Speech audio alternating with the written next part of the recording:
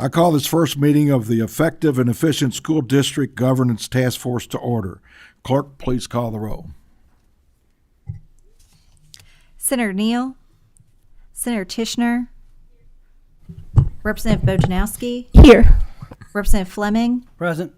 Representative Tipton, Brittany Abdelahad, Philip Baker, Present. Allison Ball,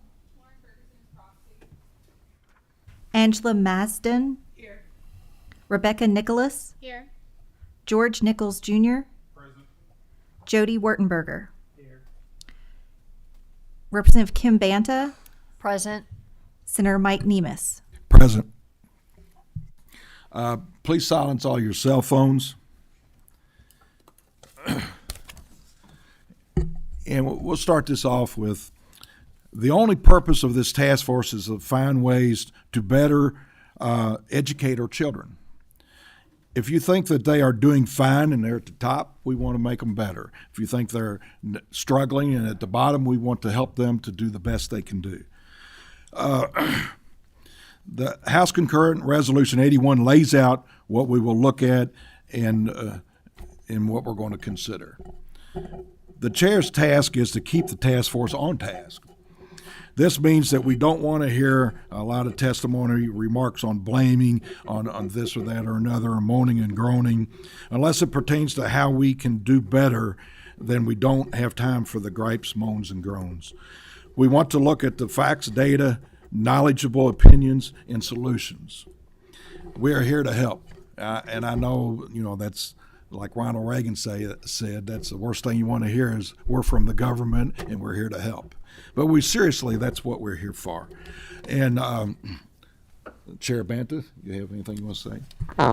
No, just that I look forward to the information and everything we can to make JCPS great and help them. I know that teachers and principals have a very, very tough job. So this will be interesting, and hopefully we'll all learn something. For the interim, the lead staff for the task force will be Joshua Collins, and committee assistant will be Maria Allen. And for the members, there's as you all know, there's members that aren't in the legislature, and we're going to ask them if they want to say a little something. First, we have Auditor of Public Accounts Allison Ball. We have Lauren Ferguson. You want to sit? Thank you, Chairs. Auditor Ball is honored to be a part of this committee, and we just thank you. Metro Councilman Philip Baker. Just thank you for being here. And again, like the chair stated, that we're all here to make sure that student achievement is at the forefront. And our resident parent members, Angela Masden Wilson. Hello. Yes, I'm just excited to be here and really be able to have a voice and just to make sure that we are all on the same page about educating our kids to be safe and be supported. And Brittany Abdelahad is online. She's couldn't be here. Business member Jody Wertenberger. Good afternoon. I'm grateful to be here and be a part of this group and here to learn about what we can do to improve the education of our kids. So I appreciate being here and being part of this work group. Teacher member George Nichols. Thanks for allowing me to be here to advocate for skilled trades and positive student outcomes. Principal member Dr. Rebecca Nicholas. I appreciate the opportunity. I'm thankful to be here. Thank you. And the legislators, if y'all want to say something, please be brief. We want to respect the presenters and the time for questions. We also want to get done. I know how the politicians can talk. We want to get done before our kindergartens graduate from high school. So, has anyone want? Ken? No one? Well, that was quick and easy.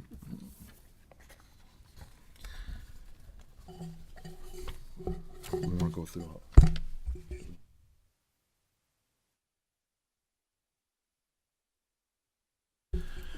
Well, we're going to start off with business right away, and we're going to invite the Jefferson County Public School System, Dr. Polio and his entourage to come up and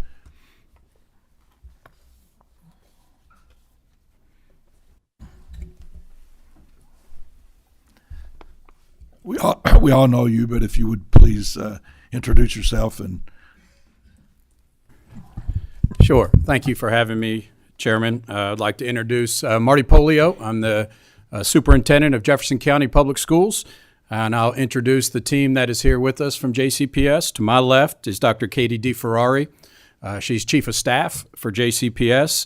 Those that will be joining me that are sitting behind us now at some point in the presentation, Mr. Eddie Munns, Chief Financial Officer, Dr. Joe Ellison, Assistant Superintendent of High Schools, Mr. Kylie Whitaker, a CTE Specialist, Career and Technical Education Specialist.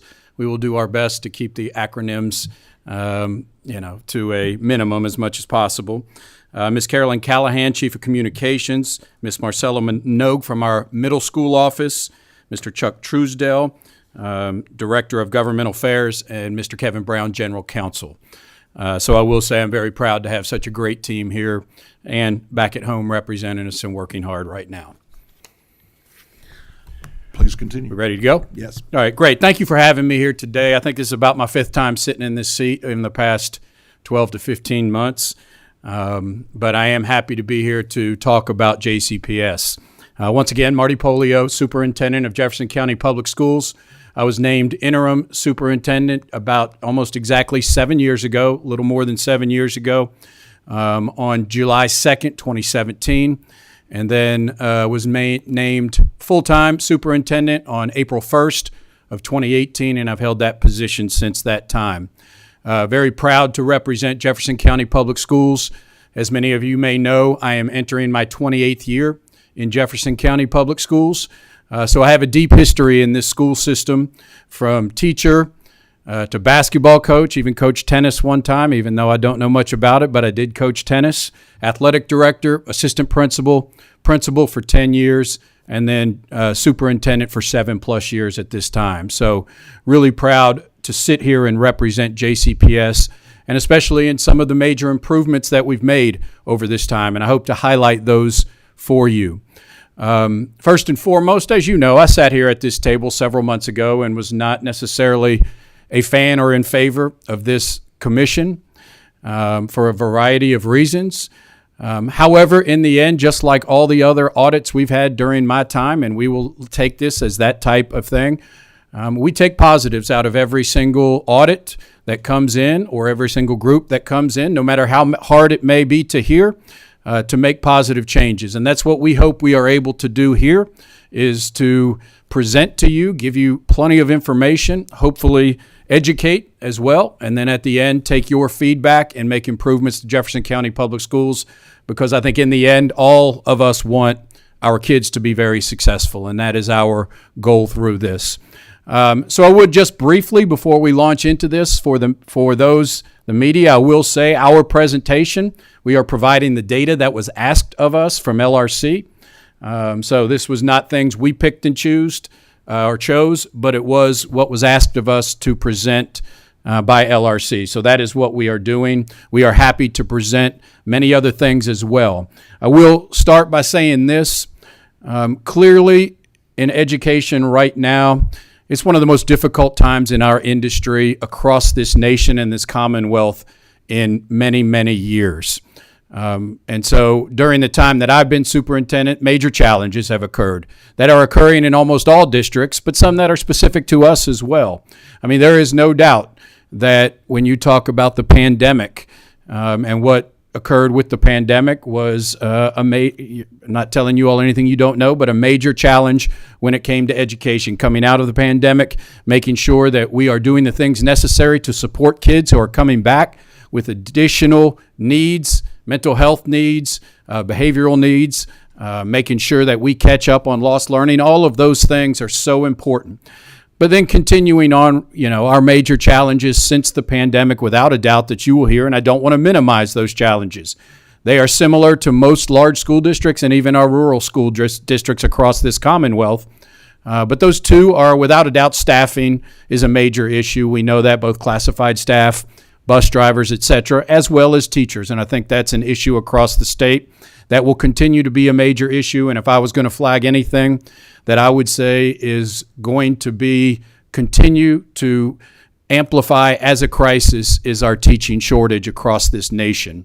So I wanted to highlight that. But staffing, without a doubt, and then student attendance. You're going to see it is very similar across the Commonwealth right now, but since the pandemic, nationally and locally, we've had a major increase in students who are chronically absent.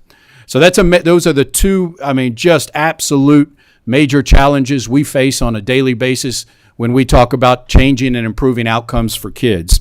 I do want to say, and I've said this up here before, in 2017, 2018, as superintendent, I was trying to figure out the job. I'd been high school principal, coming right into the position.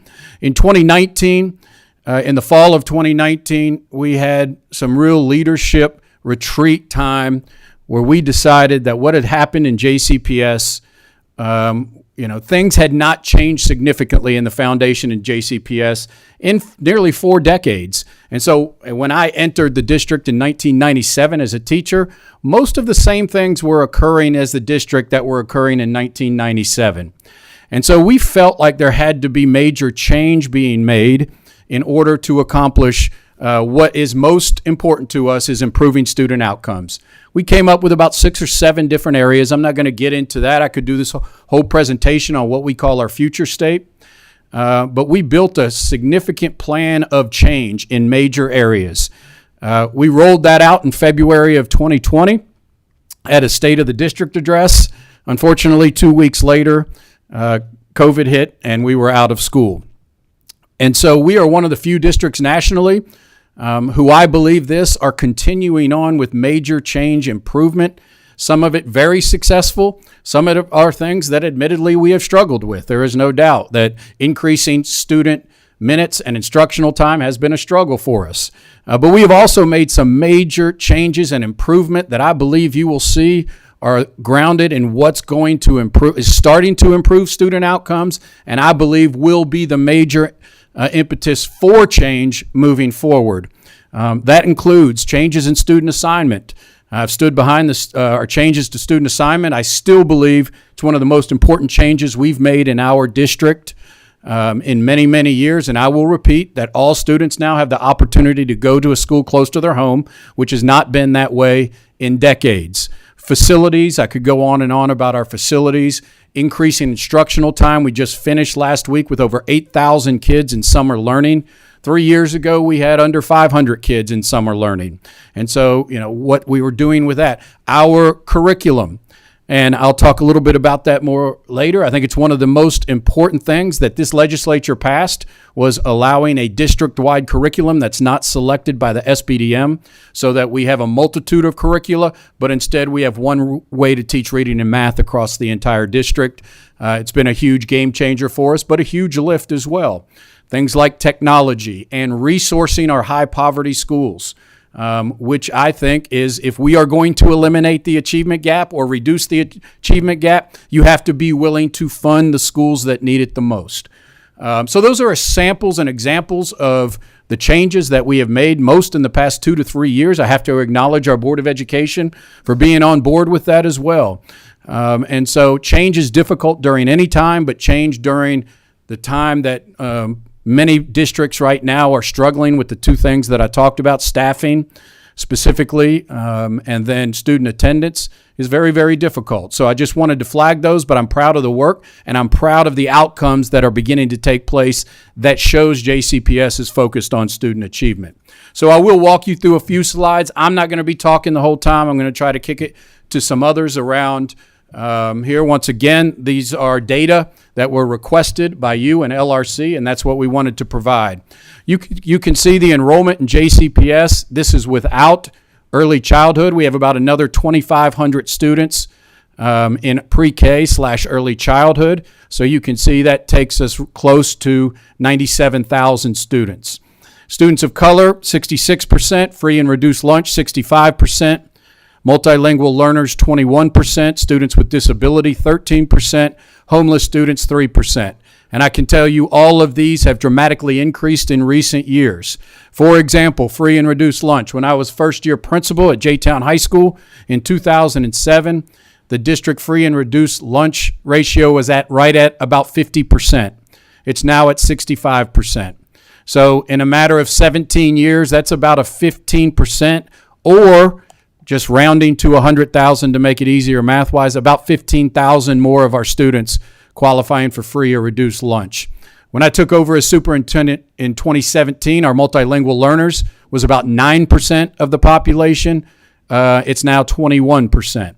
And it is, we are proud of what our multilingual learners bring to our schools, into the fabric of our district. But there are struggles when you have kids who are coming into the country who do not speak English and will be tested for state accountability in 24 months. So that's just a reality that we continue to face. But these are numbers that continue to increase. I don't use those and say that in any way as excuses for anything, but I do say that it is important to note these are some challenges that we continue to face. And what correlates most, research has shown, with student outcomes is childhood poverty or lack thereof. And so I think it's an important thing to continue to note the increased and free and reduced lunch across our district. I did tell you about this. We were asked to present about absenteeism and attendance. There is no doubt you will see some positive data from JCPS over the past 5 to 6 years in this presentation. But I will once again flag this as a major crisis nationwide, from rural schools to urban to suburban. Absenteeism since the pandemic has skyrocketed.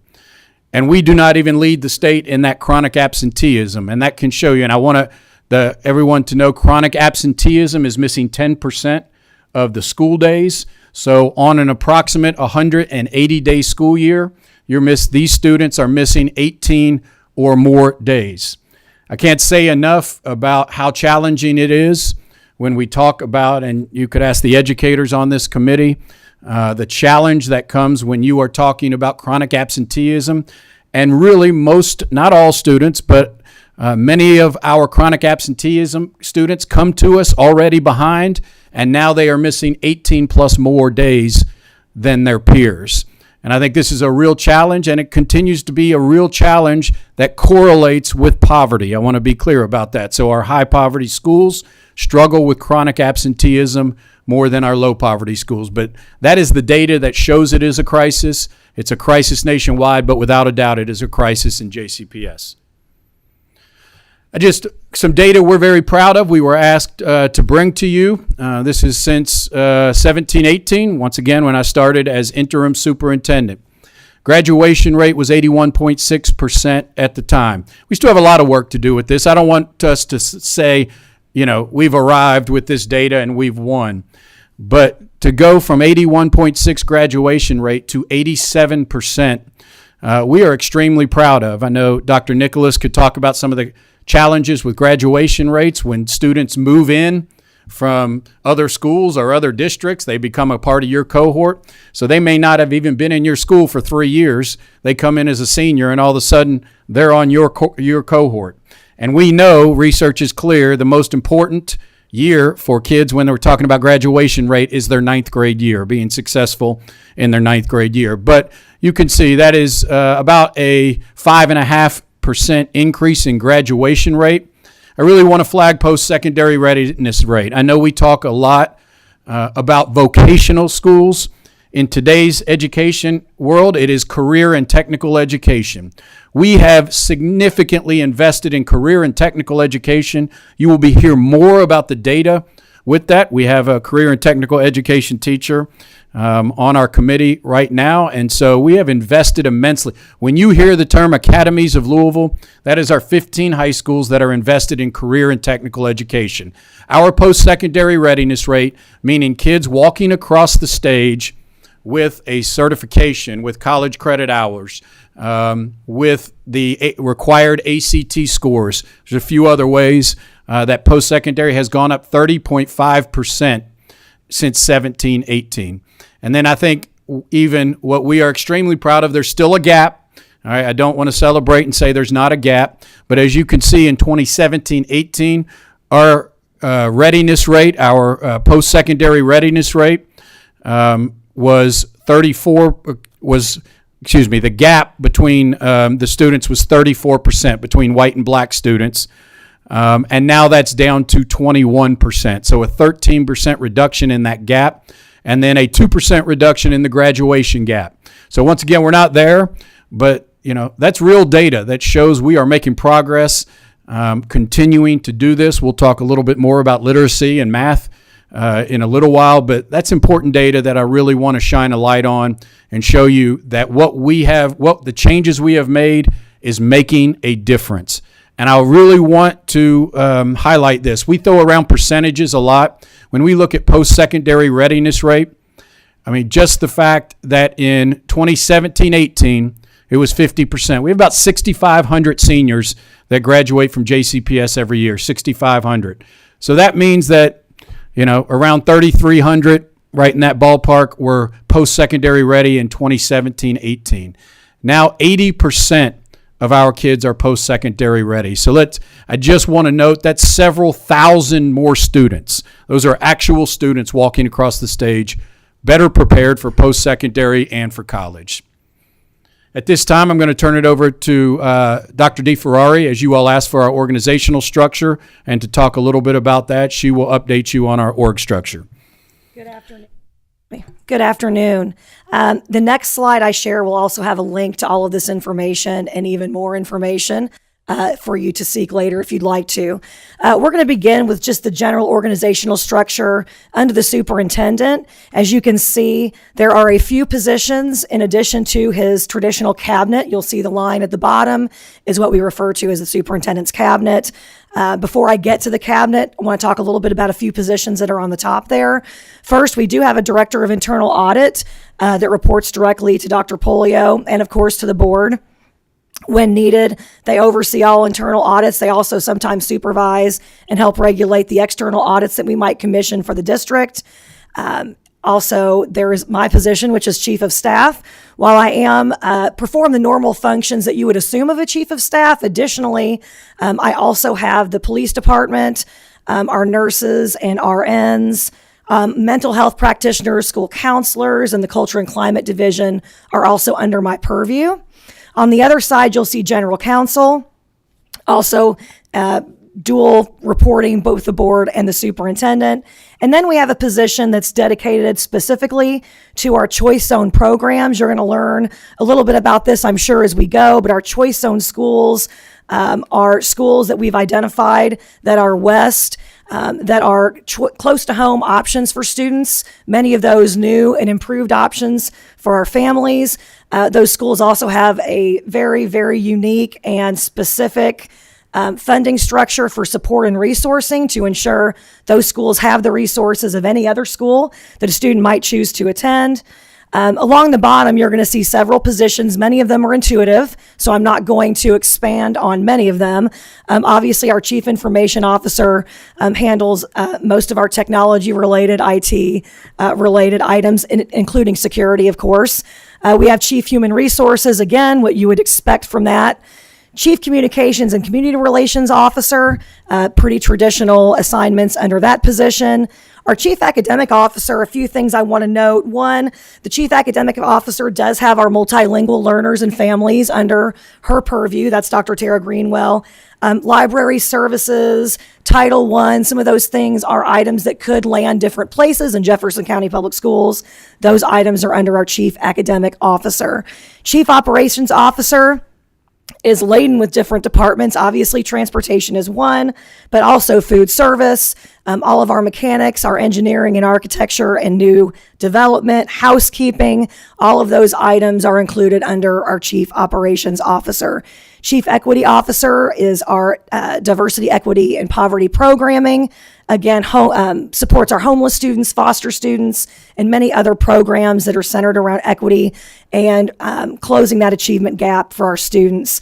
Our Chief of Schools, we're going to talk about specifically on the next slide, so I'm going to hold on that one. Chief Financial Officer is with us and is going to be sharing with you later about our budget and finances. Chief Accountability Research Systems Improvement, that is simply data, compliance around data, school report card, and also Dr. Dossett is integrally part of our school evaluation processes in Jefferson County Public Schools and has a great staff that help keep us looking at our schools and evaluating their effectiveness. And finally, we have our Chief Exceptional Child Education. Under that chief is also our early childhood programming. We chose to drill down on schools. Obviously, that is an integral part of what we're talking about. If we're talking about student achievement, teaching and learning, our chief of schools is Robert Moore. You can see there's a few things, and I just want to make sure we're clear on kind of the supervision of schools. We have 3 assistant superintendents that divide our non-AIS, which are accelerated improvement schools. I'll talk about those in just a moment. They divide those elementary schools and obviously support those principals, evaluate those principals, and support the schools. We have 1 assistant superintendent for middle school. Same for high school. We have 1 assistant superintendent.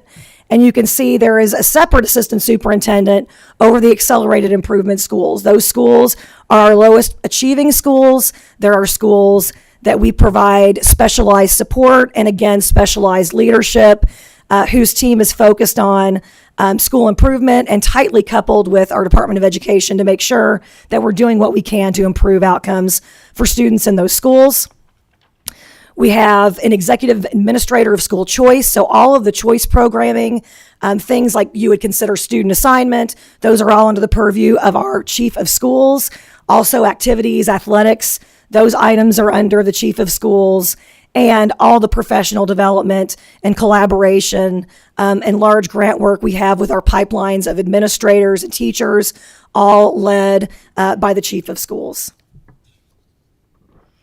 Just to give you a little bit of an idea of how many schools we have, you can see here we have 23 high schools, close to similar with middle schools, 28 middle schools, a few more than our high. Elementary schools, we have 89 elementary schools. And then finally, we have over 20 specialty, alternative, and other schools. And I want to make sure folks understand that when we're talking about the specialized schools, that includes lots of different schools. First, that would include our state agency classrooms that are housed in some of our hospitals and inpatient living spaces.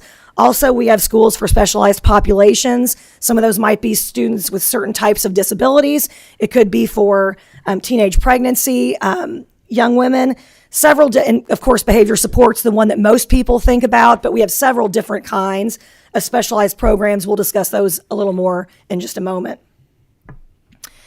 You can see the district map. Again, this will be available to you in the presentation that shows where our schools are. It also shows elementary, middle, or high, or are they designated as a specialized school? And you can, again, see that those are very equally distributed across the district. I don't think much of this is probably very new to you.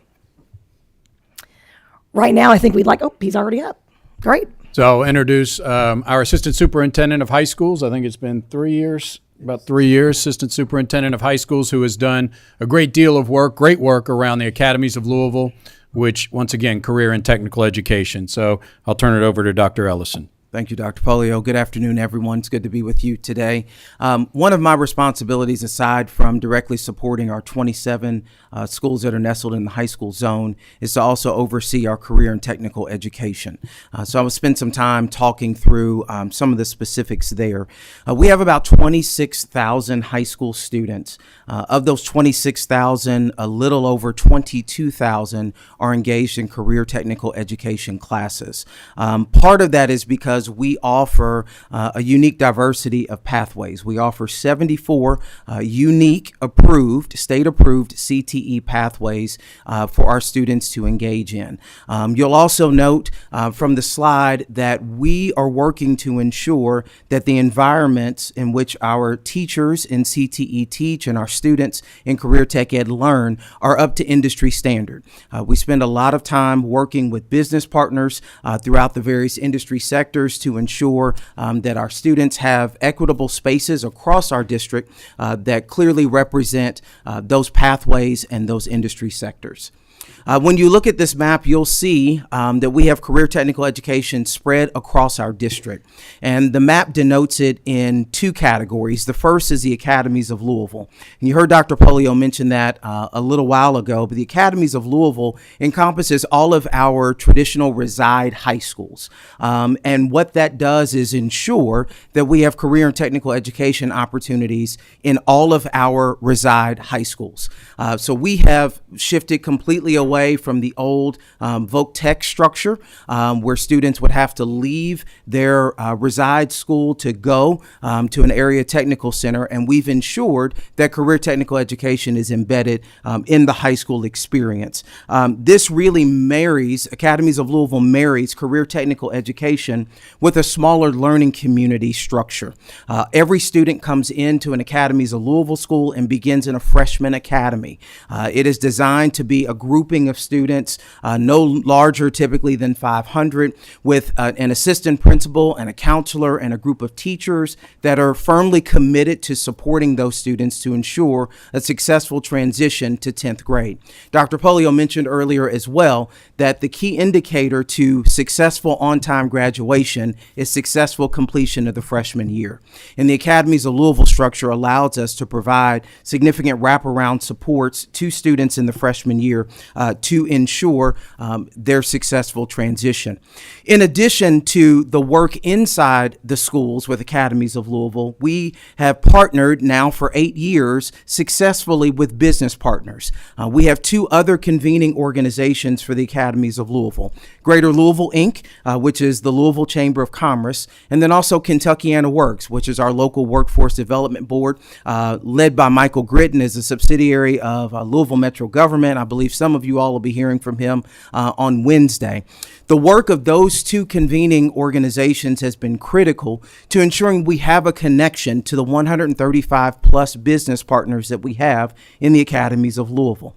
Kentuckiana Works has also been integral in ensuring that we are regularly and annually looking at workforce data to ensure that we are aware of the needs within our local community and ensuring that we have career technical education pathways and opportunities present in our schools so that we are producing students who can then go on to pursue careers in those needs areas in our community. The other pins that you see on the map denote schools that are in our other portion of high schools, which are our magnet, alternative, and specialized choice schools. Dr. DeFerrari is going to talk a little later about how we support students with multiple needs through multiple avenues. And so we have traditional high schools, we have magnet high schools, but within those schools, we also have career and technical education opportunities. It's important to know that we continue to lean heavily into skilled trades areas. 2 of them come to mind most immediately, and that's heavy equipment and welding. We have wonderful partnerships with large partners and small partners throughout Jefferson County. UPS is a critical partner for us. GE is a critical partner for us as far as large partners are concerned. Norton has actually worked with us and Galen to create a program where students can earn their LPN while still in high school, earn it for free, graduate, and immediately turn around and begin to work for Norton. We have smaller business partners like Wirecrafters, who to date, during the 7 years of the Academies of Louisville, have hired 12 JCPS graduates and continue to provide multiple co-op and summer intern and mentorship opportunities. So again, that connection to local workforce and our multiple business partners has been critical to us ensuring what we call Diploma Plus, which is ensuring that all of our students graduate on time with a diploma and something else that will give them a leg up in life after high school. Also thinking about career and technical education, I've mentioned earlier our connection with Kentuckiana Works to analyze the workforce development data, labor data, so that we can ensure that our pathways are meeting the needs of our students. Also, we are working to ensure that all of our funding and personnel meet the needs of our schools. So we are looking at attend hours in pathways. We are looking at high demand and high growth pathways and ensuring that we are putting resources there as far as human capital and also equipment is concerned. It's also important to note that our school district matches and exceeds every state and federal dollar for career technical education. We provide 120% funding So match and exceed every state and federal dollar that comes into our district. And so over the last 3 years, we have put $37 million into career technical education. That is equipment, that is classroom upgrades, that's consumables.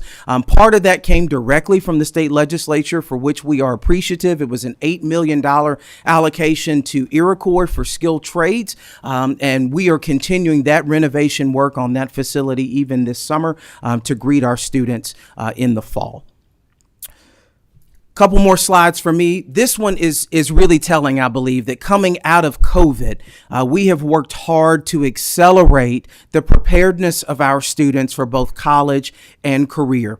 You will notice that not only have we seen a significant increase in overall post-secondary readiness for our students, but we've also seen a significant increase in the percentage of students who are both academic and career ready, meaning that those students have earned college credit through dual credit courses or advanced placement courses, international baccalaureate courses, or Cambridge courses. They've met an ACT benchmark. They have done what needs to be done to prove that they are prepared to transition directly into college. And what we know is that when students graduate academic and career ready, they have more options for the path ahead. They can literally sit at the day after graduation and say, I want to go to college, or I want to go right into the workforce, or I want to do both. And it's because of the work of our teachers, our leaders, and our schools to prepare students in such a way. Finally, what sets JCPS apart as far as career technical education is concerned is that we currently have a 6th through 12th grade pipeline for career technical education. In grades 6, 7, and 8, we have a program called JCPS Explore, and it provides students an opportunity to begin preparing for high school and middle school. Often in education, we call middle school those lost years where kids are going through hormonal changes. I have 2 middle schoolers in my house right now, and it has been a journey, that is for sure. We're hitting 8th grade, and I'm praying for freshman year to come quickly, because there are tons of changes that are happening with these students. And what we have found is the biggest determiner for them successfully matriculating through middle school is engagement. And we knew that if we could put in front of them opportunities to explore potential careers while in middle school, so that they can make informed decisions about their high school paths, then we would increase student engagement there. And so it's a new way of structuring thinking around project-based learning, and about helping students really think through in 6th, 7th, and 8th grades what opportunities may be out there in business and communication, in consumer science, and engineering and design, and health sciences, and even in public service, so that they can make a wide-eyed and informed decision about high school and really begin to pursue a path that's going to lead them to stronger post-secondary success upon graduation. Thank you, Dr. Ellison. We'll now turn it back over to Dr. DeFerrari, who will talk about some of our alternative instruction programs at your request. So she will highlight those programs that are in JCPS that are really the only district in the state that has this wide menu of supports for all of our students district-wide. So we do take a lot of pride in the programming that we offer for a variety of our students. Thank you, Dr. Polio. So let's pivot. We've just talked about all of the programming that Dr. Ellison referenced, and we all know that sometimes we have students that are struggling. We have students that the regular school program is not working. They're struggling maybe to meet behavior challenges. Perhaps they have a certain disability or other challenge that requires more specialized supports.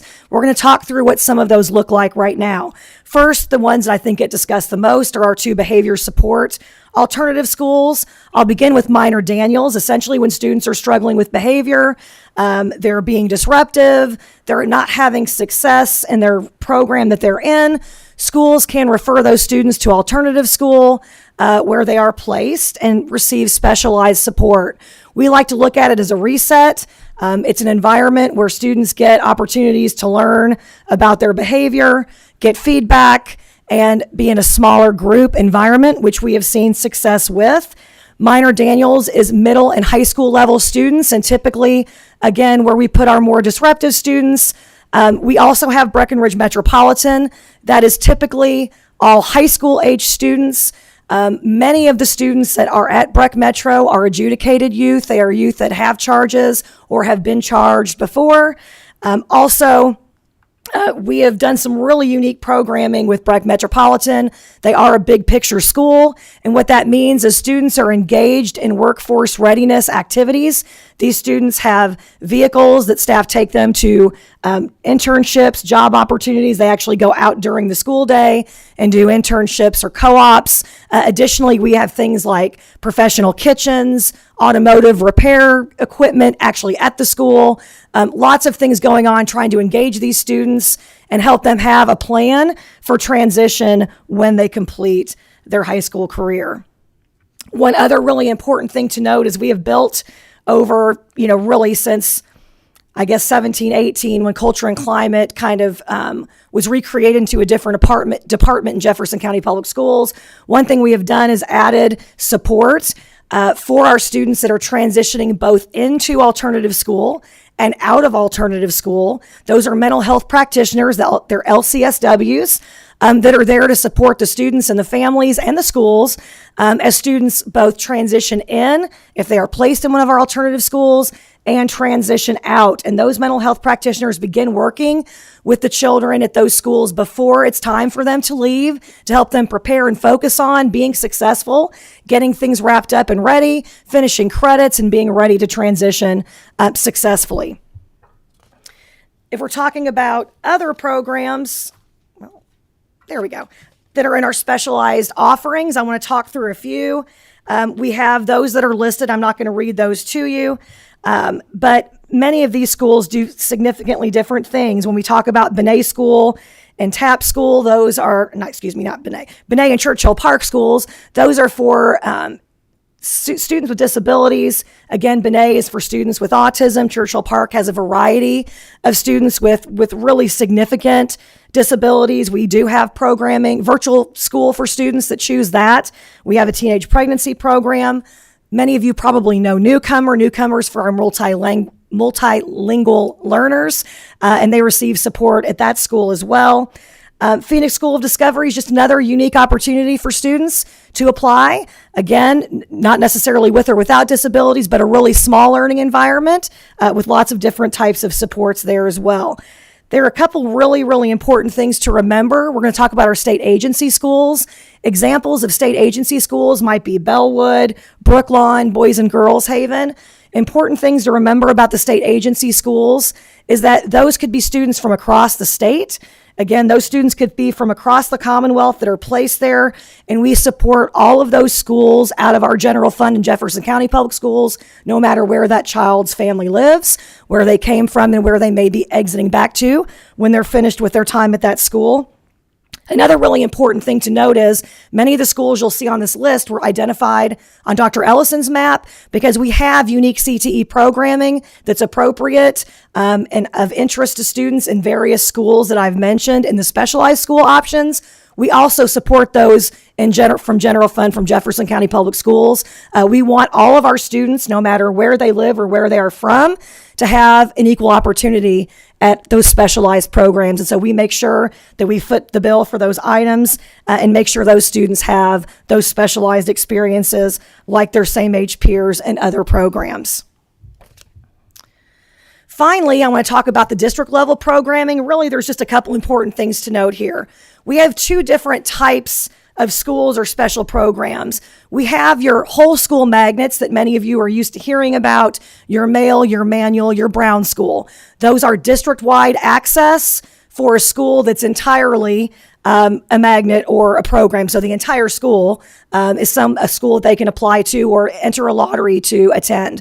We also have what we call partial school programs, meaning it's a magnet program or a specialized program nested in a school that still allows for district-wide application. An example of that would be, you see the high school here, Atherton's International Baccalaureate Program.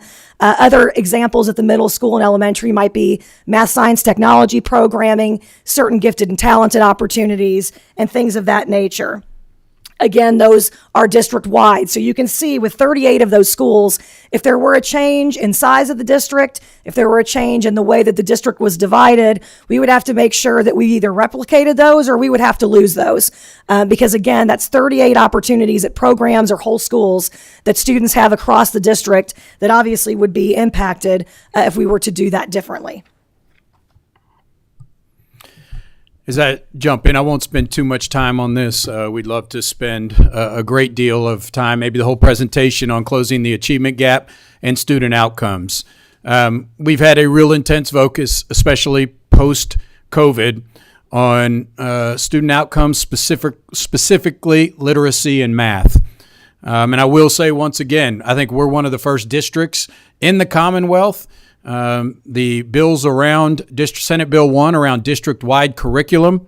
We right now are preparing thousands of teachers this summer in order to implement. We have implemented K-8 literacy curriculum that follows the Read to Succeed Act. And that is one of the major changes we made in how we teach reading to our kids. Representative Bojanowski has been an advocate of that for many years. I remember sitting in my office with her maybe 3 years ago, and we have pivoted. We have pivoted in the way we do things with reading, and I think it aligns perfectly with what this legislature asks for and wanted out of districts, but also district-wide curriculum in math, English, science, and social studies. The larger the districts, it's harder sometimes to implement something across all schools. And I don't know how many of our districts around the Commonwealth right now are prepared this year to be K through 12 in reading, K through 8 in math curriculum, and then moving into science and social studies as well. I think that has made a major difference. We have so much mobility in our district that I know we would have kids who would go from one school to the other, and their SBDM would select the way in which they teach reading or curriculum. And a young person, especially an elementary school student, would leave one school where they were teaching reading and literacy one way, go into another school that was teaching it a complete different way the very next day. And that just wasn't good for kids. We needed to be aligned across our district. And when I feel one of the highlights of this school year for me was going to 4 first grade classrooms, from Wilder Elementary to Coleridge Taylor to Breckenridge Franklin to Bates Elementary, and all first grade teachers in 7 different classrooms were being taught the same way on how to teach reading. So if a kid left and went to another school, they would pick right back up where they were before. So very proud of that. Doing the same with math, as I know you all passed legislation this past session on math, and we are doing the same thing there. Where you see Journey to Success, this is essentially for us the skills that we want to have our kids show. We called it backpack before, but this is bigger than that. And it's the Journey to Success, which we are saying, some people call them soft skills, things like communication. I think we all agree, extremely important when we talk about communication, collaboration, those skills that are so important. So kids defending their readiness in those areas while also defending their readiness in literacy and math. That's our Journey to Success, and we believe we are going to see continued great outcomes because of this. As a result of this work, we were recognized this year as one of the leaders nationally amongst our urban cohorts when it came to recovery from COVID on academics, so we're extremely proud of that. Still a long way to go, folks. There's no way we're saying that we're there. We still got a long way to go, but we are on the right path. When you see some of these additional programs, I do want to say this. I think it's important to note most of this work that you will see here, Backpack League, is the 8,000 kids that were in 3 weeks of summer learning. These are kids who don't have access to other summer programs, camps, things that research show makes a difference for kids in achievement, getting them involved in something in the summer. So we really identified kids that we felt like needed extra time in the classroom. Elevate Center is our centers that we open every single day for kids to go after school that focuses on literacy and math, but also things like music attainment, robotics, other things that get kids involved in our highest need communities. These were originally funded by ESSER dollars, or what you might call ARP dollars. I will say this. In this position, you make a lot of decisions that you look back on and say, I wish I'd made a different decision than that. I've done that several times. One thing I'm very proud of is that when we got our ESSER dollars, we did not increase staffing, meaning many districts across the nation increase staffing by 500 or 1,000 different roles. They are now facing a financial cliff where you will see many of our urban cohort districts that are having to lay off a significant number of people. We have not done that because we knew there would be an end to this grant. We didn't want to say we were going to lay people off, and instead focused intensely on student achievement, additional supports for students, tutoring, things like the Elevate Center, the Backpack League, those type of things, and some of our current employee support where we needed extra time in schools, those type of things. And we are very proud that we are one of the districts that's not facing that financial cliff and laying off large numbers of people because we made that intentional decision early on. But all of this has meant we're on the right track when it comes to literacy and math. And I will say, with your help and assistance, it was very difficult to do that before Senate Bill 1. I believe we are on the right track, especially when it comes to literacy, math, and that journey to success for our students.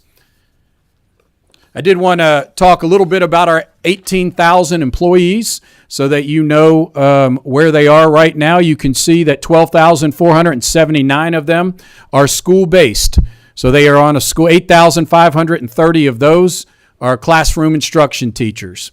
So that's 69%. 31% are non-school based. Now that says 5,546. I want to note a large portion of that are subs. So those include substitute teachers who are not on one specific school. It includes bus drivers. It includes nutrition workers, housekeeping services, general maintenance, all of those things that have to occur in a district. You can see right below that we have 1,184 administrators. And I want to be clear on that. 778 of them are principals, APs are counselors in schools. You will see in a minute that we are the second highest in the state when it comes to school-based administrators. And I think that's extremely important. Being a principal of what was then called a priority school, Doss High School, I know the more supportive hands you have on schools, supporting teachers, supporting positive culture and climate in a school, supporting behavior needs, all of those things, the more successful the school will become. And so 778 of that, which leaves 406 non-school-based administrators. Most of those you will see on, if you want to go back to that, to the org charts, you can use that QR code to see who those are. 7,800 certified staff, 43%, and little above 10,000 in classified staff. Essentially, everyone who is not considered a certified teacher or administrator would be a classified staff member, just to let you know. So that gives you a vision of the 18,000 employees. I believe, last I heard, we're the third largest employer in Jefferson County. I think that is still the case, but we are either second or third largest employer in Jefferson County with 18,000 total employees. And now what we will do is we wanted to give you, as you requested, a financial picture of JCPS, a lot of numbers here, so it might take you some time to dive into this. Our Chief Financial Officer, Mr. Eddie Munns, will give you some information on the JCPS budget. Oh, thank you. Our total budget is $1,985,000,000. Like a lot of Kentucky school districts, about 75% of that is in our general fund, and we have some other larger funds such as special revenue fund where our grants are, and construction fund where our major construction projects are funded. So in delving into general fund specifically, you can basically boil it down to about 80% of all of our general fund budget is allocated to schools and direct school support. Schools are the vast majority of the people at JCPS and the vast majority of the budget expenditures. Beyond that, we spend some money on utilities and insurance, and we have money in operations and maintenance departments and some other functions. So the slide in front of you are expenditures on a per pupil basis from the Kentucky Department of Education's website. This is a review of all school districts and easily compared. But it's important to remember that it's audited financial statement information. So this has been audited by our audit firm, Dean Dorton Allen Ford. So this has already been opined on, so to speak. You'll notice the first three categories: direct instruction, meaning the teacher in front of the classroom, direct instruction, student support, and instructional staff support. We are near the highest on a per pupil basis of all Kentucky school districts. The next category, district administration, we are the number one lowest in Kentucky on a per pupil basis. And then, as Dr. Polio mentioned, school administration, we're near the top, and transportation, we're in the second quartile, so we're kind of in the middle of the pack a bit. When you look at how our schools are funded, because within general fund, that's about 80% of all of our budget. When you look at how schools are funded, there is within Kentucky state regulation, there are sections 4, 5, and 6 of the administrative regulations which govern how schools are funded. So the section 4, 5, and 6 funding is state required funding from a general fund. We, of course, fund at that level and then provide additional supports for our schools, and we're very proud of that. So the additional support beyond what's required by law is 46% of what the schools are given to spend. So we're very, very proud of that. And let's take a look at what that additional support looks like. So within our general fund, these are a small snapshot of our additional program funding that's provided to schools out of general fund. It doesn't include some smaller items like police force and other items, but some of the things we're very proud of. First of all, our equity funding. Equity funding is $35.9 million. These funds are allocated out to schools. They're not driven by central office. They are allocated out to schools under the purview of the principal and the SBDM for that school to determine, and that community to determine how to best meet the needs of its population of students. Every population of students is a little bit different, and every population of students needs different supports. So it's up to it's transferred out to each school for them to determine the needs that they're trying to meet. But the entire purpose is the same at every location: reduce achievement gaps. That's the goal of that funding, and our data has shown that we are making some inroads there. The next, we've talked about a decent bit, Middle School Explorer program, which is the introduction to career and technical education at the middle school level, and career and technical ed at the high school level, and Academies of Louisville, which is our general fund funded career and technical ed programs. We've talked about that. The entire purpose of that funding is student engagement. We have made a significant investment into nurses. Nurses, we have found, and research has shown, that it's a way to combat students who are not showing up to work, keeping immunization, state-required immunizations up to speed, health and wellness of the students. That's a way to promote attendance. And then multilingual student supports. So English as a second language, as Dr. Polio said, we've seen an explosion of these students in our community. And the last is AIS and choice zone supports. These are promoting the specific needs of high needs schools. So retention of staff, smaller class sizes, deeper hiring pools when there are vacancies, and culture and climate within the building so that those impacts are felt at the student level. And I will follow up on that. One thing we are proud of, in collaboration with Jefferson County Teachers Association, we now pay teachers in our schools, our high need schools, those that are AIS, or Choice Zone. Those teachers started last year with an $8,000 additional stipend. On top of that, that will continue to increase each year as they stay in those schools. And so our goal is for retention. We know, as a former principal, that high turnover in staffing is going to be difficult, and therefore having retention in our highest need schools is something we've never done in JCPS, and we're tackling that now. I did want to talk a little bit about a common belief. I would challenge you as a committee. My request would be there's a lot of narratives out that I think are untrue, but focus on the actual data.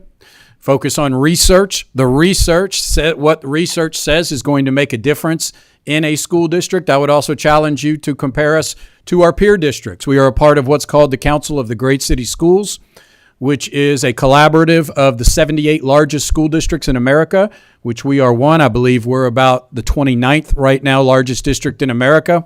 So that does mean that there's 28 larger than us, and some of them much larger than us. But comparing and using KPI data from the Council of Great City Schools to compare us to school districts like us is important. But one of those things we hear often are the amount of dollars per student in JCPS schools. And I just want to be clear here.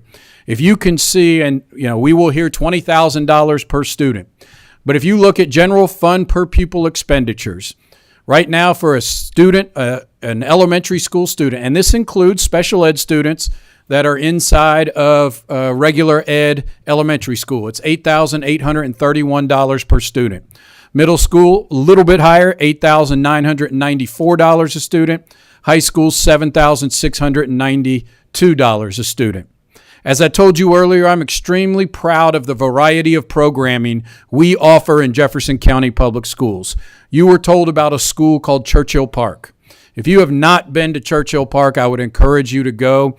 It is for kids with significant needs, nonverbal students many times. There's just significant need in those schools. Schools like Churchill Park, Waller-Williams, Benet, that serve a very specific high-need student population that other districts really don't have across this state. Those ECE centers are about, we say ECE being exceptional childhood education or special education, is $98,156 a student. And so it's important to ask, we have residential programs for students. Churchill Park is one adult per student inside of the classroom. We have to have therapists and all, speech therapists and nurses and all kinds of things that are exceeding in supports for our students that I'm very proud of. But I just think it is very important to understand when that is thrown around. The reason for that is because we have the opportunity to provide very specific district-wide supports for kids in need, and I do believe this, I will say this, there would be no way to replicate that 3 or 4 times. These are schools that are needed inside of communities, and especially large communities, and I would encourage you. I'd love to take you on a tour of Churchill Park so that you could see it at some point, because it is an amazing school, and you will feel very positive when you walk out that door. At this time, I would like to bring up our board chair. Dr. Corey Schull is with us today, the chair of the Board of Education. He's going to talk a little bit, as you requested, about the structure of the Board of Education and some of the things that the board is working on as well. So thank you for joining us, Dr. Schull. Thank you, Dr. Polio. Good being with you all today. It's always a delight to talk about the good things happening in the Jefferson County Public Schools. My overview is on the Board of Education. As you see, for the 2023-2024 year, there is $60,000 that has been earmarked as board expenditures. That includes the board per diem. It includes travels to conferences, KSBA membership fees, and professional development for board members and the board as a whole. As it relates to board operations, we host 16 regularly scheduled meetings. The agenda and materials are available to the board and the public online 12 days prior to each meeting. Meetings are live streamed on the JCPS YouTube channel so that everyone can view them. Public comment at each regular meeting is up to a maximum of 90 minutes. State law does require that the comment period be 15 minutes, but we give priority. We want to hear as many community voices as we possibly can, and so we have maximized that time. We do give priority to student voice because we always welcome our students to come and make their voices heard, to give us their thoughts. And so we put them at the very beginning of that public comment period. And then we encourage them to quickly go home and complete their homework because we recognize the importance of that. Board members submit questions regarding the agenda items prior to the meetings, and written staff responses are provided to all board members and are available to the entire community upon request. As for our board committees, we have several standing committees that help us go about our work. Our board policy committee reviews policy changes to ensure that we are in alignment with legislative action and changes to state and federal law. The board policy committee reviews amendments to policies and makes amendments to policies largely based on KSBA policy service model language. The members of that committee are comprised by 2 board members, the superintendent, the chief of staff, general counsel, representatives for teachers and classified staff, and community members. There are 8 meetings for the board policy committee per year. There is also the advisory council for racial equity. That committee advises and provides feedback on challenges and issues with racial equity in the district based on the racial equity policy. It provides technical support to students, to schools, and district leadership with the development of racial equity improvement strategies. The members of the advisory council for racial equity are comprised of representatives for teachers, administrators, classified staff, parents, and community members. Membership reflects the racial and ethnic population of the district student population, and that committee meets 4 to 6 times per year. The Audit and Risk Management Advisory Committee, we call it RMAC, is a very, very, very important committee to us. We have experts from our community that serve on this advisory committee to assist the board in the oversight of risk impacting the financial and strategic objectives of the district. Members are to possess knowledge in accounting, external auditing, internal auditing, governmental fund accounting, financial reporting, operational risk management, and strategic. Can you risk pull your management. mic up a little closer? Yes, I can. Thank you. This committee is really, really important because they serve a special function in helping the board give oversight to our functions. And so we're really appreciative of those community members who serve on that board. RMAC advises the board on integrity and presentation of financial statements and operational reporting, qualifications, independence, and performance of independent external auditors and the internal audit functions, the system of internal controls, including procedures for detecting fraud, waste, and abuse, adequacy of the JCPS strategic and operational risk management processes, compliance with laws and regulations, adequacy of JCPS investigation processes, JCPS ethics, values, and culture, and other matters as directed by the board. The committees, there are other committees that the board has. District Facilities Local Planning Committee develops and amends district facility plans. The School Calendar Committee, which is a very popular committee because they help us establish the calendar. The Student Support and Behavioral Intervention Handbook Committee is the district's code of acceptable. They help to compose the district's code of acceptable behavior and discipline as required by Kentucky state law. The membership on that committee includes students, administrators, teachers, classified staff, parents, community members. And then there's the Educator Quality Oversight Committee, develops procedures and forms for the district educator growth system in alignment with the Kentucky Framework for Teaching. And it has an equal number of teachers and administrators that meets monthly. One of the very important things that the Board of Education is currently engaged in is student outcomes focused governance.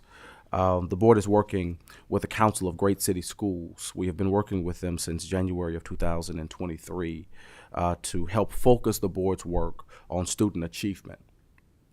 We have 3 to 5 metrics, goals, and guardrails is how we refer to them. The superintendent is responsible for the strategies to meet said goals. Evaluation focused on those goals. There are monthly board monitoring progress sessions towards student achievement of goals, and a quarterly board self-evaluation to prioritize the board's time and attention on things that impact student outcome. Thank you. Thank you, Dr. Schull. We appreciate your time as always. And so I will wrap up by saying at any point that if you would like us at any of your meetings to dive deeper into a certain area of request, I know this was kind of a wide range of topics, but if there needs a deeper dive into any of them, we're happy to provide that. I will say, as I conclude, in my opinion, we are in a spot right now where I believe we are about to see very important and substantial improvements in student outcomes in JCPS. We've done the necessary hard work. It is clear the challenges we face that I talked about earlier, specifically with staffing, has really forced us to make some difficult and tough decisions that I wish we didn't have to make. But those are things we've had to do. Had some errors along the way, without a doubt, in the change process. Change is difficult. We've taken on a lot of change at the same time. And so very positive results in some areas that were not so good. We know that. But we are continuing to attack this every single day with everything that we have. And I do believe this, our future state is giving us the foundation that we need in this district for years to come to change that foundation. And happy to share any of that with you in future meetings if you would like to hear more about any of the future state and the changes that we've made. Thank you for your time. Dr. Polio, we sure appreciate you and your staff coming somewhat of a quick notice and giving a great overview and your willingness to come back for a deeper dive, because I'm sure we'll have other questions. Whether you come back or not, we'll reach out to you. But right now, are there any questions? Representative Bochanowski. Hi, thank you. I don't know enough about the academies, and I'd love to go visit one. So that was real interesting. So in the resolution for this task force, it discussed bringing in national opinions and research groups, such as the Education Commission of the States or the Southern Regional Education Board, other organizations. So could you touch on, I think Dr. Schull did a little bit, any other education-focused institutions that have consulted with JCPS, how maybe you've absorbed the guidance from those organizations into the district? Yeah, sure. So first and foremost, as you look at our organizational chart, you see our organizational chart. When I first got the job in 2018, I commissioned the Council of the Great City Schools to come in and take a look at our org chart to ensure that it's best practice and it's aligned with other districts who are seeing important results. And so we built that org chart not based on what we think or my desire to have certain people report directly to me, but instead what the Council of Great City Schools recommended based upon other large school districts. And this was made up of teams from other large school districts across the nation. We continue to use the Council of Great City Schools, their KPI data, to see where we are in certain areas, the good, the bad, the ugly, the things we need to improve on.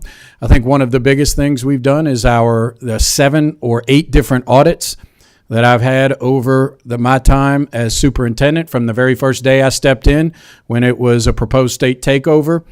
Each year we've had at least one comprehensive audit, so I think it would be important to review that. Those are independent people who are coming in. Many of the times those audits have a specific focus. Might be the academic focus. It might be accreditation from Cognia, or it could be the Kentucky Department of Education. So I think I've been very proud of some of the successes we've had in those audits, and every single audit we take away things that we need to improve and get better at, which we've done. And then I would say SREB is a huge partner that I think could really If you were talking about working with someone who knows JCPS well and knows other large districts, I believe that the two I would recommend would be Council of the Great City Schools and SREB. Representative Tipton. Thank you, Mr. Chair. Dr. Polio, it's good to have you here and your staff today. Thank you. Appreciate this presentation. We've had some good discussions in the past, and Yes, sir. it's my hope and goal from this is that we answer the question, what's in the best interest of students, all students across the state as well as JCPS. Of course, we know that 1 in every 6 students in Kentucky is a student in the Jefferson County Public School System. I do have a couple of questions, and I'm not intending to get into the calls and all that, but this last school year, the transportation issues that occurred, do you have a final account of the minutes of lost instruction that students had from that, and what efforts has JCPS been able to do to mitigate that lost instruction on behalf of the students? Well, yes, sir. And I'm sorry I don't have that data. We can provide that. Okay. I mean, it's in the many millions of minutes. I'm not going to hesitate. We've worked with the Department of Justice throughout the year on the amount of minutes that kids were missing because of a bus driver shortage and transportation issues. And clearly we saw our students of color missing more minutes than our white students. And so, that became something we had to attack twofold. First and foremost was to get as many of those minutes made up or additional minutes. You will see when we come out with a report on our Backpack League this summer that we gained millions of minutes of instruction back. We provided a lot of funding for our schools to provide after-school tutoring and support for kids, to do everything. Our schools were amazing at what they did to adjust their schedules and to provide those additional supports, without a doubt. The second thing we had to do was make a major change. We could not keep doing the same thing we were doing with the amount of bus drivers that we have. And so, as you've probably heard me say, we had nearly 1,000 bus drivers 12 years ago. We have about 549 as of today. We're providing the same services to families and kids, even more than we did when we had nearly 1,000 bus drivers. That is not a good recipe for success. And what it led to was when we crunched the 3 or more start times in, the buses were behind. And so kids were missing minutes. So we had to make a major change. That was difficult. My commitment, as is yours, is to do what's right for all 96,500 students in JCPS. And I just knew we could not keep going where kids were missing instructional minutes every day. The difference between the year before, and we've been dealing with this for about 3 years, it's just become much more public in the past year because of the issues we had to start the school year. But what we want to really make sure we do, we years before might have 1 or 2 buses coming into a school late. Now we might have had 6 or 7 coming into a high school, which meant 300 kids were coming late to school, and missing 15 minutes adds up to several weeks of school for every student who missed it. So we just couldn't have kids who already needed additional support missing 2 extra weeks of instruction. So we had to make the difficult decision around who would be transported in our district and who wouldn't. One of the toughest of my career, without a doubt, but committed to making sure kids are in school for every single minute of the day. Mr. Chair, if I could follow up. Yes. And of course, I know in just a few weeks you're going to be starting school again, and I'm sure parents, students, teachers, and even you and your staff have concerns about how the rollout's going to go in the 24-25 school year. I know you can't talk about litigation, but I know there has been litigation filed by the decisions. And I think probably one of the key components of that, you and I discussed this maybe several months ago, because we discussed this as a possibility. What's going to happen to those students who their families just cannot get them to that magnet school or that program? Are there you have any additional thoughts or efforts on how to help those students? I know you're doing stipends and other things, but that is a concern of mine, and I know yours as well. You just mentioned. What can JCPS do to support those students who have been in these programs that may no longer be able to participate? Yeah, so first and foremost, I want to be clear that 94% of the students who responded, and we still have a couple thousand left that we're trying to track down out of the approximate 17,000 magnet school students, that 94% said they were going to stay at their current school. We know that can shift as parents struggle to do. There is no doubt that is, something we are extremely concerned about. The stipend is number one, is providing $5 per day for a parent to transport their student if they're non-free and free and reduced lunch, and $10 if they are per day. So the stipend we'll be rolling that out soon, so parents will have access to that.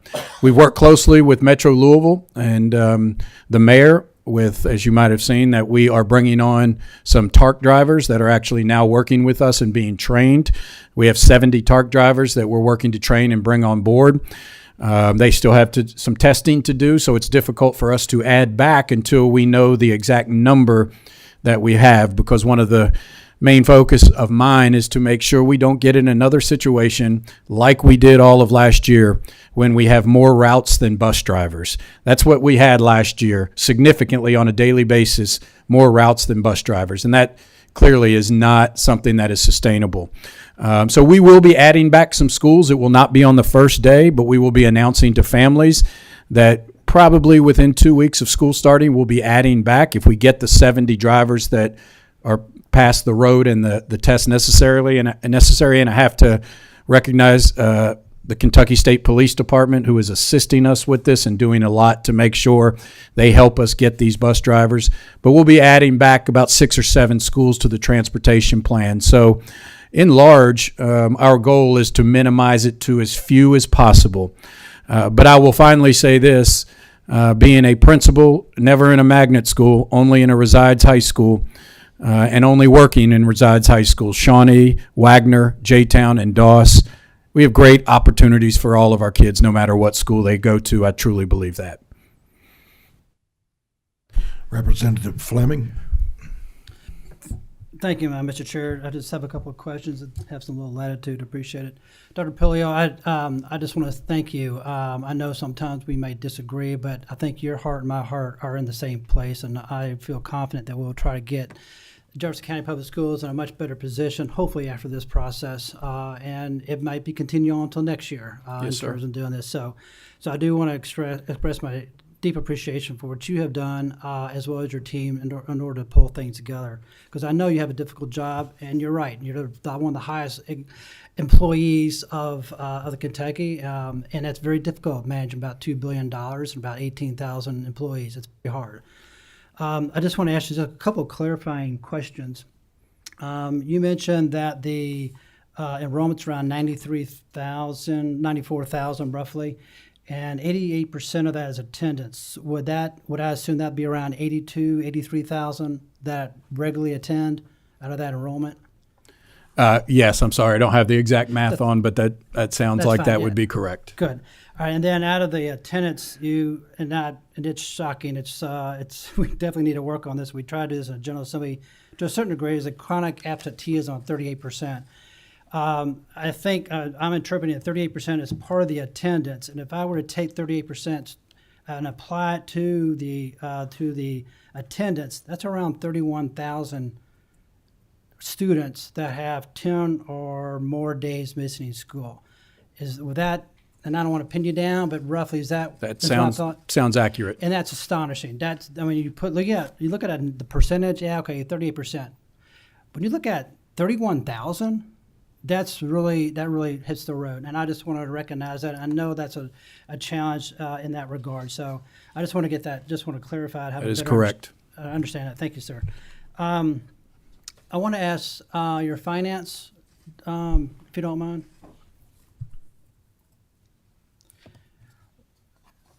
I appreciate the comments in terms of looking at the cost per pupil when looking at general fund. But when I run my business and I look at things in a holistic point of view. And when you actually take that number is pretty significant. It's around $20,000. You take things all in including that. I wanted to ask you do you have a sort of a cost per school? I know you have a budget. Each principal has a budget, so and then what like Benet is the first thing that comes to my mind. That's a very challenging school. You have a lot of personnel, employees, right, trying to take care a small population, but very important population. Mm-hmm. The costs are high, and I get it, but I also understand that that's needed in terms of providing those kids the best opportunity. And so that makes sense to me. I mean, I get that, but there's other schools that might not fit that criteria, or might need to be a challenge. So, can you give me an idea? Do you have a pretty good grasp of the cost benefits of each school and what the services they provide to maximize the number of kids in the seats and in order to get the learning or receive good learning? Sure. I'll take this in a few chunks. First of all, the reason I presented the general fund dollars only is in an effort to have it be more comparative of and illustrative of exactly what we're looking at. For example, Atherton High School is very disproportionate right now because they're undergoing a $62 million renovation that's all in our construction fund. So that's outside of general fund. And if I presented Atherton's regular budget plus $62 million, that would be non-representative of the student supports that are going on in the school. Now, it's going to be a wonderful school once it's completed, but it loses a bit of its representativeness there. But a lot of the supports that are in some of those other funds, like the local area vocational educational grants that we've gotten from the Kentucky State Legislature, they're very much appreciated, very student focused. So you're absolutely right about that. As far as do we do a cost-benefit analysis on each school, I can't say we do, but we review the results, the achievement of every school, and we are very diligent about that, looking at it from various levels, various directions, looking at student achievement, looking at attendance data, looking at achievement gaps, various subgroups. Any way you can parse it out, we spend a lot of time and effort crunching those numbers. Yes. And I do want to be clear on that one of the things we have done as a result of our future state work is to ensure that students with high need and schools with concentration of high needs get increase in funding and services. And so, I believe this. I've said this so many times that people know this, but I believe it, that students with the least amount of resources in their homes need to have the most amount of resources in their schools. And so, yes, I believe per student, an Iroquois high school should have significantly more funding than a DuPont Manual High School. And you can just look at the need in each of those schools. So if you took a list of our schools per pupil and we could provide that, you would see that the highest per pupil come in as our highest need schools. Yeah. Well, thank you very much. I appreciate that. I figured that as such, but I just want to make sure I'm clarified on that. And one more question, Mr. Chairman, if you don't mind. I will hurry, and I want to see if the chairman, Dr. Scholl, if you have a question. This might date your tenure on the board, but I want to go back on an audit, and Dr. Pulliam audit, and back to 2014, 10 years ago, and I'll read you the statement. And why I'm bringing this up, it seems like there's sort of a continuing, a continuing thought when it comes to transportation issue that y'all had recently. So it's just in finding number 9 of this is a 2014 audit, and I'll read it to you. The board, they said, finding number 9, board members generally do not appear to have a depth of understanding of actively examining or questioning the budget effectively without significant reliance on the staff. The staff puts a lot of effort. So I want to see I want to get your assessment on how you work with the staff from a decision process and a questioning standpoint, because I know y'all provide questions to the superintendent in terms of answering questions before the meeting. but I'm trying to figure out and trying to look at how you're actually structured, because you mentioned about, and I'm sorry, I'm being a little long-winded, Mr. Chair, but you mentioned about several standing committees. I can only see one. I see two advisory, and you have four committees that are mandated by the state, which I would like to, maybe at a later time, I'd like to know if those are effective for you, because if that's not, is that inhibiting you, or if that's causing an issue, then we need to look at state chapter in order to address those committees to make it more operational. But can you sort of address that for me? I'll do my best. Sure, indeed, the 2014 audit predates my time on Right. the board. Yes. So I cannot speak to that comprehensively, but I can say that I think each board member does their due diligence to really examine the information that we are being given related to the board. That is often comprised of private meetings with Mr. Munns and his staff, with Dr. Polio and his staff, to help us understand how funds are being allocated. And we do go through a process of taking a deep dive into those expenditures to ensure that they are helping to meet our goals of student achievement. Thank you, Mr. Chairman. Thank you. Mr. Baker. Thank you, Mr. Chair, and thank you, Dr. Polio, for being here and all the JCPS. Dr. Polio, could you talk about, because context is everything for me, and I know we talked about how we compare to peer cities, and I know that's kind of a hard thing to do when we compare to other Kentucky cities. So in this cohort, can you give us more context about the challenges they face with transportation, attendance, and some of the good, the bad, the ugly on what they're doing to move their districts forward? Sure. I think that's a great question. So we have virtual meetings every other week. The council does with superintendents and other role groups, but for me, it's superintendents. I try to get to all of them virtually, but many times that's impossible. But I can say that my colleagues around the country are struggling with the same thing in different degrees in certain areas. So not everyone is dealing with the magnitude of the transportation challenge that we do. Many have other issues. Many are dealing right now with the supports that kids need. So we can call that discipline, we can call that mental health, social service needs.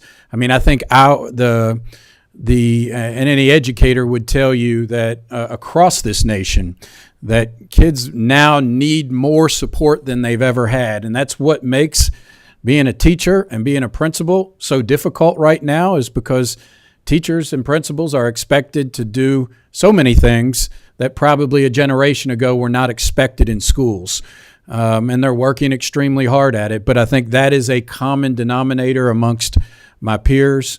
So definitely, I said our two biggest challenges, which are vacancies, and making sure that we don't have vacancies in any area, and student attendance are common across this nation in large urban districts right now. Where we use this organization to better support us is using KPI data. We can see where certain school districts are better than us in certain areas. We then tap into them and find ways to do that. We have a lot of districts nationally who come visit us for a variety. Academies of Louisville is one of those. But there are a lot of districts who come visit us for a variety of different things as well. So the struggles are, real and very similar across most of our districts across this nation, which really means we've got some work to do nationally around education. But I do think that it's a way to hold us accountable, to look at our results compared to others, our academic results, all the way down to things like operations are across the board as well. So it's been a good way for us to measure. And once again, I would really encourage you to use peer districts like ours to measure what we're doing. Mr. Chair, can I have a second question? All right, thank you. The other question I have is, I was looking at the budget report, and we talked about the AIS and choice zone support of the $16.6 million. I know that you made a comment about how basically we know a lot of right now after pandemic, a lot of industries are doing a lot with less, right? And so that number, is that an adequate number? And can you talk about, I guess, how it's being funded, because I know we talk a lot about resources and support, but we know that that boils down to dollars. Yeah. And so, are you receiving enough dollars to affect those AIS and those social economic students that are really hitting it hard, that I guess are missing minutes in the classroom, et cetera? And, you know, this is my opinion on right now. So this is an opinion question and an opinion answer. I believe we're providing the necessary resources that are necessary that have never been provided to our high need schools before. So I'll use an example out of that $16 million, that $8,000 stipend that goes to teachers in our high need schools. That is a huge dollar figure for us. All of our AIS schools and Choice Zone come back a week early and get a full week of paid professional development. I think that is critical in this work. So I think what we'll have to decide is that enough or the right dollar figure for us to ensure that our staff in our high need schools are trained appropriately and well and ready to go, and whether it is supporting retention of teachers. That is what we will have to see. But we have never provided more supports than what we are providing to our high need schools right now, around tutoring, additional support inside the schools, things of that nature. I mean, I think where we're going to have to go as a district, and this may be something that this committee taps in on, is real community support of our needs. Because as Representative Fleming said, when you have 31,000 plus who are chronically absent, there's a lot of factors that research shows go into absenteeism. Some of it is on the school. You know, we have to know that safety, you know, possibly a bullying thing, kids not connected to the school in any way can increase absenteeism. But there's also a lot of external issues that increase absenteeism too: access to medical services, social services, mental health, mobility of students, jobs for families, housing. All of these things matter when it comes to absenteeism as well. So I really think that kind of support, which we're working on right now, very proud to say that JCPS is working with the Harlem Children's Zone right now to find ways to better support kids and wraparound services from the community, because that's what's going to have to take place to dig into some of the needs of our kids that are outside of the classroom. Thank you. Senator Tishner. Thank you, and thank you guys so much for being here. And I just want to thank everybody from the community who has joined to be a part of this task force. I think this is obviously there's a lot of issues. We're going to peel those back over the next several months and meetings. And this was really just a broad overcast of what the school system is structurally looking like and what you guys are providing for our students. And I thank you for giving us that. I would love, I don't know if we'll get in a little bit more in the future with specifics on the budget. But when I look at the organizational structure, I would love to know which departments' budgets are in each department, how much everybody is allocated and what they're operating off of, how much staff are in those individual departments. If we could maybe get that, I would appreciate that information. I think that'd be really helpful for us as we look at everything. Happy to, and I'll say this, our two largest divisions without question are academics and operations. Largest by a long shot, but we're happy to provide that breakdown for you. And just so you know, that QR code would give you access to every single org chart on there, so you'll at least see number of people. How long will it take me to dig through all that? That's probably pretty I guess big. it depends on how deep you want to go. Okay. But I mean, at the bottom of each page has a number of it that says the number of staff members, so you could flip through and see that. I have a couple questions. Yes, sir.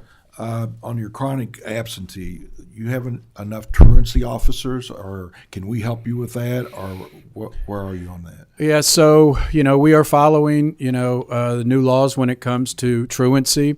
Dr. DeFerrari's team, I think we have a more robust team when it comes to supporting students who are chronically absent than ever before. I will say this, we work to follow the research on it as well, which is what are the things that we can provide to a student or a family that's going to get them to school. So I'll be honest, yes, we follow the law when it comes to truancy, but our main thing is why a kid is absent, why they are being chronically absent, and what we can do to support that.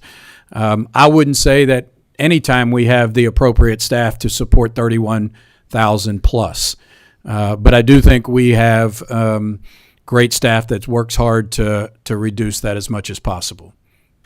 Now, I remember when Dr. Hargens was here and my children were going to high schools, 4 different high schools in JCPC. But you touted that they get to go to the school they want. Back then, they touted that too, and they really didn't. They were given 3 choices, and they may not, any of the 3, been the choices they wanted. So how have you addressed that on? Yeah, so first and foremost, let me say this. I have a firm belief, as many others do, that we needed to change our student assignment plan. In 1982, when the district changed their student assignment plan from 76 that said now only students who had to leave their community to ensure diversity were students in District 1, which is predominantly West Louisville. So all other students could go close to home. So our goal was to allow students of West Louisville to go to a high-quality school. If that's what they could still leave their community if that's what they wanted to do. And so we've done that. Very proud of about 80% of elementary and middle school parents chose to stay close to home.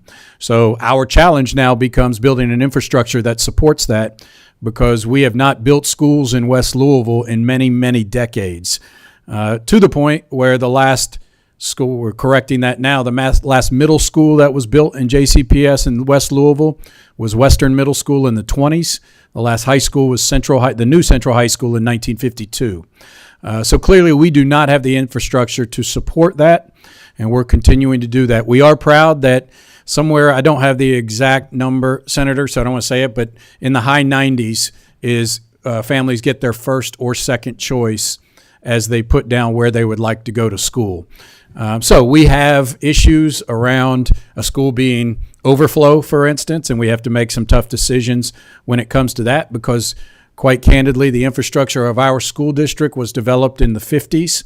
I mean, the physical infrastructure of our school district. There's been shifts in demographics and where people live in the city since then, and JCPS has not kept up with that over time. And so we do have some overflow that is issues. a struggle, and I appreciate you doing that challenge. For instance, in the southwest end, Frost and Watson Lane have both been closed. Correct. And there's still plenty of students out there. But they're older schools, and maybe they need it to be done. Another challenge that you talked about, we're talking about tutoring in summer school and that. I know that you were prepared for summer school with teachers and that, and you didn't get the students to sign up for that. What is the problem there? Is that the same as the truancy in that? You just can't get them? Well, the attendance, anytime attendant, we got kids to sign up. I mean, attendance always becomes an issue any time of year, but as you can imagine, in early July, late June, it becomes even more of an issue. And so, ensuring that kids come, especially when it's not mandated or required by law. But I still think you will see that on a daily basis, we had over 5,000 kids coming to our summer programming, and you will see we'll report out the number of minutes that has an increased instructional. Our goal was to have kids do fun things that they would love to do. I mean, with a real focus on elementary, but I mean, I don't think kids in the summertime necessarily want to come do the same thing they did all year. So trying to have them tap into something that's fun. We have community hubs with Evolve 502 where they go and do things like the Boys and Girls Club, and then we provide 90 minutes of literacy and math instruction a day. So yes, attendance has been a huge challenge with that, but we continue to push as hard as we can. Yeah, you mentioned not mandated, because a lot of them are struggling kids that are failing, and they're more willing to fail than they are to go to summer school. I don't know if we can help you with that in any way legally, but we need to get together on that. I noticed a lot that you were touting the high schools and the great things you do, but the getting to the high school with being able to read and write is the great struggle, because with all the opportunities you have with the high schools, if they can't do it, then it all goes to naught. Can you address that? Yeah, sure. I would love to. And, it wasn't necessarily requested in this, and we can get into our literacy. Very proud of the work of our academics department right now around literacy and numeracy. I think it is key. And especially when you talk about third grade reading and eighth grade math, those are important benchmarks for kids. Number one thing, most important, was that we get the same curriculum across all 90 elementary schools and 28 middle schools without question to get them ready for high school. We have done that. We've done that in both literacy and math, and now we can tailor our support from the district to everything we're doing in schools. We're starting to see some positive outcomes with that. We did the foundation work that's necessary, that curriculum work that is so hard, aligning us across all districts. I will tell you that's an example of the Council of Great City Schools. School districts who are being successful across a large district all work from the same curriculum. It's aligned. They teach literacy the same way. They teach math the same way, and they support it district-wide the same way. And everyone from superintendent to principals to teachers are trained to support this. I think that's where we are, and I believe you're going to see some real positive outcomes. But without a doubt, Senator, we are laser-like focused on literacy and numeracy. Well, I think the curriculum throughout the school district is great, especially if you can work with other districts in that. For instance, your children with English as second language, if they have to then change again, can you also address the challenge on the testing with children with second language? I know they're exempt for the first year, but after that, I know you don't have enough interpreters and that, so how do you address that, and how much does that affect your scoring? I think, as you all collaborate, Dr. Nicholas would tell you she has a very large and ever-growing population of multilingual students. And I want to be clear here. We are, and I'm sure she would say that it really does contribute to the fabric of our communities and our schools. So it is not a negative in that way. But we have students coming from countries all around the world, over 100 different countries, with hundreds of different languages that are being spoken as they come into our community. Some have had strong education backgrounds in the country which they come from. Some have not. Some have some English. Some have no English. I know for myself, if I was going into a classroom in another country where I did not speak that language, I would struggle to be proficient on a state test as well if I was taking it 24 months after I started trying to communicate in that language. And so we don't use that as an excuse, but it is one of our major challenges, as with many other districts. Throughout Kentucky, we have ever-growing population of increased ML students across the state. It just adds to the challenge of, our teachers, our schools. When you may be teaching math or social studies or science in a high school setting, and you have kids from 7 or 8 different countries inside the classroom, it just adds to that challenge. Yeah, when they're used to metrics and we're used to inches. But anyway, are there any other questions? George, Mr. Nichols. Dr. Polio, could you speak to the impact that CTE has had and the graduation rate, especially in high-need schools or AIS schools? I think one of the things I'm most proud of is the impact we are seeing from our career and technical education. So I want to be clear on this. I hear all the time that we need to go back to vocational education in schools. I would put our work, and it used to be vocational education, it's now career and technical education, up against anybody in the nation. Because as Dr. Ellison said, we have 22,000 kids who are experiencing some sort of career and technical education. And I was a believer in it when I was a principal. I was on the ground floor with the academies of Louisville. I believe when a kid goes to school and they're passionate about something they are doing in school. I was principal at J-Town High School, and we had kids who loved welding. And I had to go into welding class to try to get them from skipping math class to go weld, and said, nope, come on, you're going to go to math class. And because they loved it so much. But it increases attendance, it increases student engagement, it increases their feel for, I love coming to school. And in the end, it gives them a certification and something to say when they walk across the stage, I can go to college and I can go do this right now. And so what I'm really proud of is the impact that it's made on our highest poverty schools. Iroquois is a perfect example of that, and several others where we have seen massive increases in post-secondary readiness because of CTE. I would also like to inform this board and Dr. Polio. I currently have 4 former students that are working on the Blue Oval project. One of them is actually in supervision, and he graduated 5 years ago, just barely, out of his apprenticeship. I think with CTE and the skill trades, the more focus and the more we can look at the success stories, I think that will bring more to light the importance of CTE. Agree with you 100%. Thank you. Well, Dr. Polio, I think Mr. Nichols and I could have helped you with your welding class because math goes right with welding now. IT does because they do a lot of it, not necessarily by the hands, but by the robots and punching it in.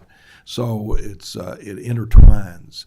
So anyway, thank you very much for your presentation and your willingness to come back. We may see you again. Thank you, sir. Appreciate you. Thank you all. So our next meeting will be on July 29th at 3 p.m. in this room. Please be on the lookout for additional communications from the staff. Additionally, members have a list of task force membership in the current meeting schedule.